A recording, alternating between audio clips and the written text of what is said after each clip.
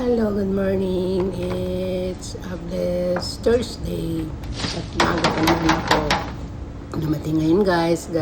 Galing ako sa bahay kasi papasok na, guys. At ito, linisin ko muna at ako ay mag-almusal. Kailangan natin mag-almusal kasi siyempre, kaya nga maaga ka pumasok para kapag almusal ka ng maayos. Ganyan na lang ako, guys. Kailangan kong maaga. Ayaw ko na mag-habol-habol ng oras kasi pag hindi ka maaga papasok, hindi malilit ka. Pag tanghali ka na, hindi kailangan mo talaga maaga. Kaya, pagdating ko dito mismo sa pinapasukan ko guys, almusal na kaagad, may dala akong pagkain. So, ang kakainin ko lang ngayon ay magpandesal lang, tsaka magkape, lagyan ko na lang ng dahil gatas. maaga pa naman guys, at tayo magtitimplang na ng kape kasi maaga pa. Mag-init ako ng pandesal.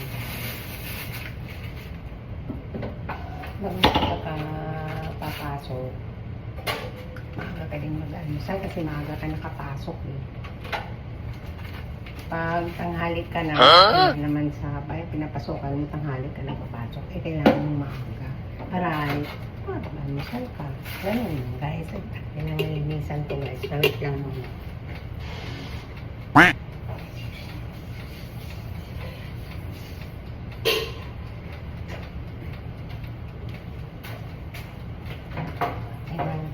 Kasi ako ay magtitinto ko ng kape.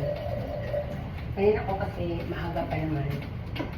Siyempre, bago ka magtrabaho, kaya mag-almusal ay gugutomin ka eh. Pag ikaw magutom, gusto mo namang huli ng bangaw sa labas ka. Kailangan natin yung katawan kasi tayo nakasali para sa pagtrabaho tayo ng maayos. Kaya, kailangan natin mag-almusal. Ganyan ang ating buhay sa araw-araw natin panginabuhi. Oh no! Dito lang kasi yung biniblend guys, yung beans. Eh kaso, mayroon pa naman akong nilagay dito. Dito lang yan sa ibigay tapos sasaksak mo.